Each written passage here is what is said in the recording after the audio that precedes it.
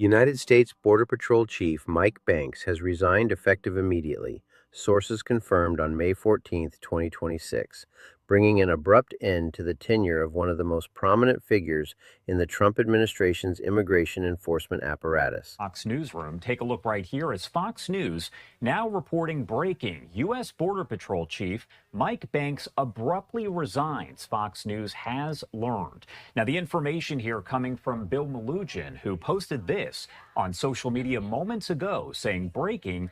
U.S. Border Patrol Chief Mike Banks tells me he is resigning effective immediately. Quote, "It's just time. I feel like I got the ship back on course. From the least secure, disastrous, chaotic border to the most secure border this country has ever seen. Time to pass the reins. 37 years. It's time to enjoy the family and life." Now, again, this information here is just coming in via Bill Melugin over at Fox News as we gather the latest. Now, it's important to note that Banks was appointed back in January of last year, serving in that role up until, it sounds as though, today. And you can see some of the video right here. Fox News first reported the resignation, with congressional correspondent Bill Melugin confirming via text message that Banks had stepped down from his position without advance notice. In his statement to the network, Banks framed the departure as a natural conclusion to a long career. "It's just time, man," he wrote. "I feel like I got the ship back on course. From the least secure, disastrous, chaotic border to the most secure border this country has ever seen. Time to pass the reins. 37 years. It's time to enjoy the family and life." The resignation statement emphasized accomplishment and personal fulfillment, presenting the departure as the decision of a man who had completed his mission. Yet the circumstances surrounding the announcement suggested a more complicated reality. Fox News alert now. Border Patrol Chief Mike Banks tells Fox News he is resigning effective immediately. Congressional correspondent Bill Melugin has this news. Bill. Yeah, Harris, good morning to you. I just talked to Chief Banks a few moments ago. He confirmed to me via text message that, yes, he is resigning from his position effective immediately. Now, a little color on him. He became U.S. Border Patrol Chief as soon as President Trump took office, and he has overseen the quietest border in U.S. history. Illegal crossings have plummeted to the lowest levels on record. Here's what he tells me in a statement, quote, "It's just time, man. I feel like I got the ship back on course. From the least secure, disastrous, chaotic border to the most secure border in this country has ever seen. Time to pass the reins. 37 years. It's time to enjoy the family and life." Now, with the great work he's done on the southern border, it didn't come without any controversy, of course. We remember back in Minnesota in January, the shooting and killing of Alex Preddy. That was Banks had been appointed in January 2025, shortly after President Trump took office, and had served as the operational leader of what multiple news organizations described as the most significant militarization of the southern border in modern American history. Under his leadership, illegal border crossings had reportedly declined to historically low levels, making the timing and manner of his exit particularly notable. The phrase "effective immediately" carried significant weight in official Washington, where senior appointments typically conclude with transition periods, succession planning, and gradual handoffs of responsibility. Such abrupt departures from high-level law enforcement positions are uncommon and generally indicate circumstances that preclude the normal protocols of professional separation. Banks' role extended beyond administrative oversight. He functioned as the public embodiment of the administration's immigration enforcement philosophy, overseeing thousands of agents and coordinating operations that define the government's approach to border security. His position placed him at the center of one of the most politically contested policy areas in contemporary American governance, making any disruption to his tenure inherently newsworthy. The announcement came as the administration faced multiple concurrent challenges on the international and domestic fronts. President Trump was returning from a summit meeting in Beijing that had drawn widespread criticism from foreign policy analysts and political observers. The timing meant that Banks's resignation occurred alongside other major developments, including the advancement of impeachment articles by Democratic lawmakers, polling data indicating a significant decline in presidential approval among Latino voters, and ongoing coverage of an IRS lawsuit settlement that had generated substantial public debate. The resignation also followed a period of intense scrutiny regarding the administration's personnel decisions. In the preceding months, several senior national security and law enforcement officials had departed under notable circumstances. Joe Kent, the United States counterterrorism chief, resigned in March 2026 amid reported policy disagreements related to Iran. Army Chief of Staff General Randy George was dismissed in early April, a move that prompted considerable discussion about civil-military relations. The Navy Secretary also departed in the spring of 2026, effective immediately, under circumstances that attracted significant media attention. Against this backdrop, Banks' departure added another layer of complexity to an already turbulent period for the administration. The convergence of these events raised questions about stability within key government agencies and the broader operational environment facing senior officials. The initial reporting from Fox News presented the resignation in straightforward terms, focusing on Banks' own characterization of his decision. However, subsequent reporting from other news organizations would reveal additional dimensions to the story that were not apparent in the initial announcement. The gap between the official explanation and the emerging details would become a central element in understanding the full significance of the resignation. As the story developed, it became clear that the circumstances of Banks' departure were more complex than a simple retirement after decades of public service. The allegations that would surface in the days following the resignation would transform the narrative from a routine personnel change into a story with far-reaching implications for the administration's approach to accountability, oversight, and the management of its senior law enforcement officials. The contrast between Banks' public role and the conduct he was alleged to have engaged in behind closed doors would emerge as a defining element of the story. As the Chief of United States Border Patrol, Banks represented the administration's commitment to rigorous enforcement, order, and security at the nation's borders. The allegations that would come to light presented a starkly different picture, one that raised fundamental questions about the relationship between public image and private conduct at the highest levels of government. The full scope of the Banks story emerged through reporting by the Washington Examiner, which published detailed allegations from 6 current and former Border Patrol employees. These individuals came forward with consistent accounts of conduct they said spanned more than a decade, describing what they characterized as a pattern of behavior rather than an isolated incident. According to the employees, Banks had engaged in paid sexual encounters during trips to Colombia and Thailand over a period exceeding 10 years. The sources, who worked within the same agency Banks ultimately led, described the conduct as recurring and said Banks had discussed these activities with colleagues in the workplace. The specificity of the allegations, including named countries and a described pattern of disclosure to coworkers, distinguished these accounts from vague or generalized complaints. The number of sources willing to speak on the record carried significant journalistic weight. 6 individuals, all with direct knowledge of or exposure to the agency in which Banks served, represented a substantial body of testimony. In investigative reporting, particularly regarding sensitive allegations against senior officials, obtaining multiple independent sources who provide consistent accounts substantially strengthens the credibility of the underlying claims. These were not external critics or political opponents. They were people who had worked within the Border Patrol organization and understood the professional risks associated with coming forward against a high-ranking superior. The Washington Examiner's role in breaking the story was itself noteworthy. As a publication not generally associated with opposition to the Trump administration, its reporting carried a particular weight that transcended the usual partisan dynamics of Washington journalism. The allegations appeared in a context where the publication had no obvious incentive to advance a politically motivated narrative against a senior administration official.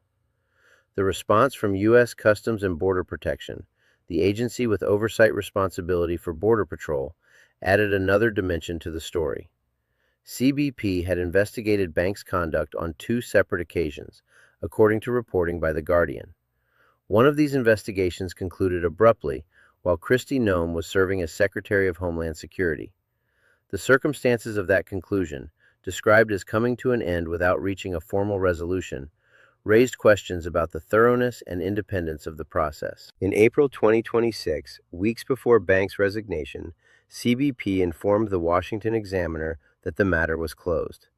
The agency representative's statement, which described the claims as having been reviewed, used language that did not specify what the review had found or how it had been conducted.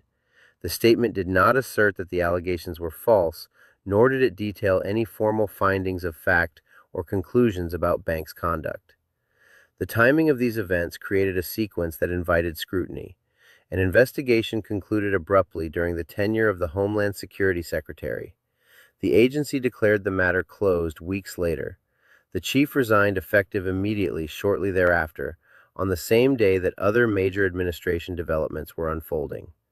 When The Guardian contacted CBP for comment on the day of the resignation, the agency declined to respond. This sequence of events, taken together, presented a picture that differed from the straightforward retirement narrative initially offered.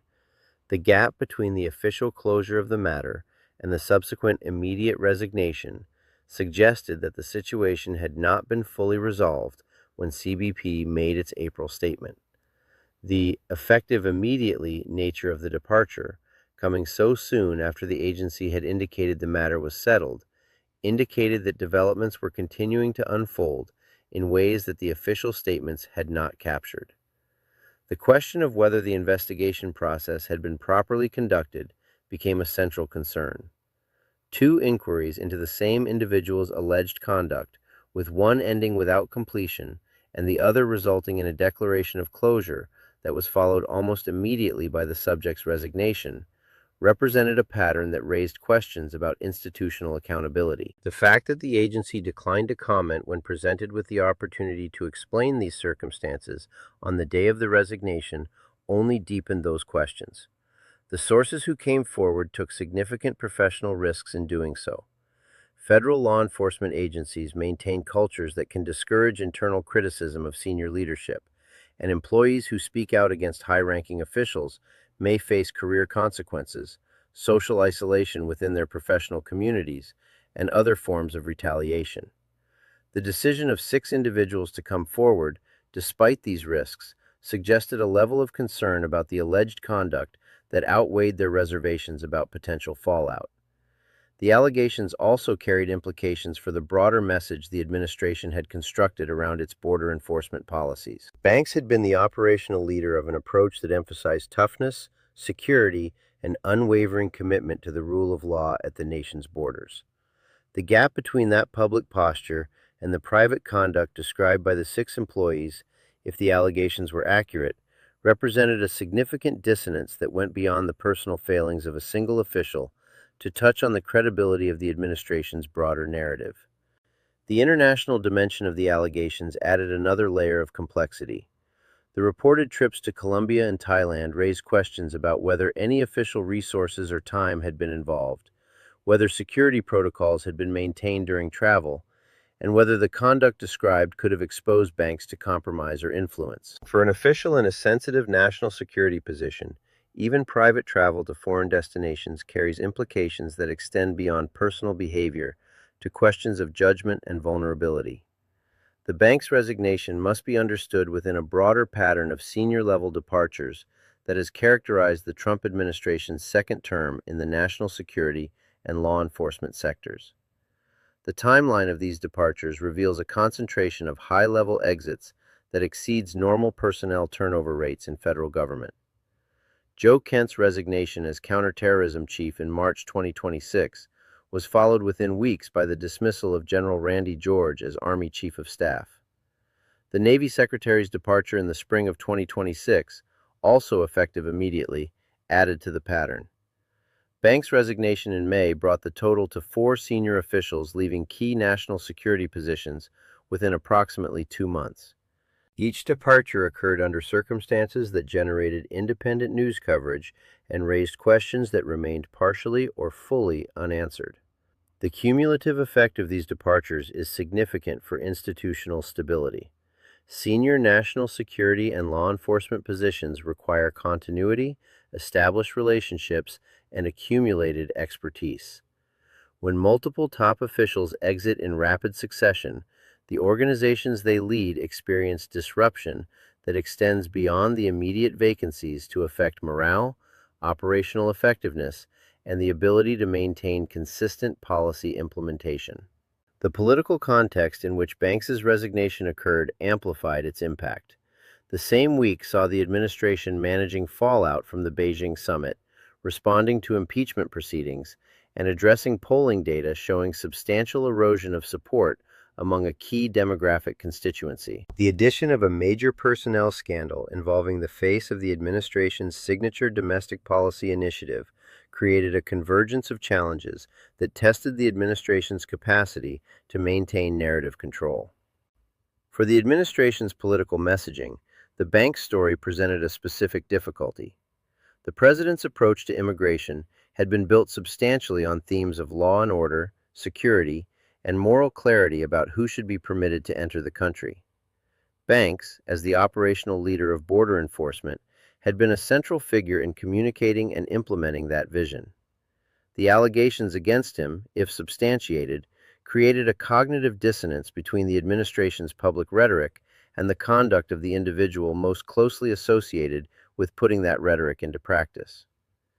The investigation questions that remain unresolved will likely continue to generate scrutiny. Congressional oversight committees possess the authority to examine why one CBP inquiry concluded without reaching a resolution, whether political considerations influenced that outcome, and whether the April declaration that the matter was closed accurately reflected the state of the investigation at that time. Whether Republican committee members choose to exercise that authority will depend on their assessment of the issue's significance and their willingness to scrutinize an administration of their own party. The possibility of additional sources coming forward represents another variable that could affect the trajectory of the story. Public resignations in the face of documented allegations sometimes encourage others with relevant information to step forward, particularly if they had been waiting to assess whether the initial reporting would gain sufficient traction to make their own disclosures worthwhile. Should additional employees provide further corroboration or new details, the pressure on the administration and on CBP to provide a fuller accounting would increase substantially. The process for selecting Banks' successor will also merit close attention. The vetting that preceded Banks' appointment apparently did not surface the conduct that 6 employees later described, raising questions about the thoroughness of background investigations for senior law enforcement positions. The selection of a new chief will offer an opportunity to examine whether those processes have been strengthened and whether the agency has implemented additional safeguards to prevent similar situations. The language used in official communications about the Banks matter deserves particular scrutiny as a case study in bureaucratic ambiguity. The CBP representative's statement that the claims were reviewed exemplified a form of institutional communication that creates the appearance of resolution without committing to specific findings. Such language serves the immediate purpose of closing a public conversation, but may not accurately reflect the underlying reality. The subsequent resignation demonstrated the limitations of that approach, as the gap between the official statement and actual events became publicly visible.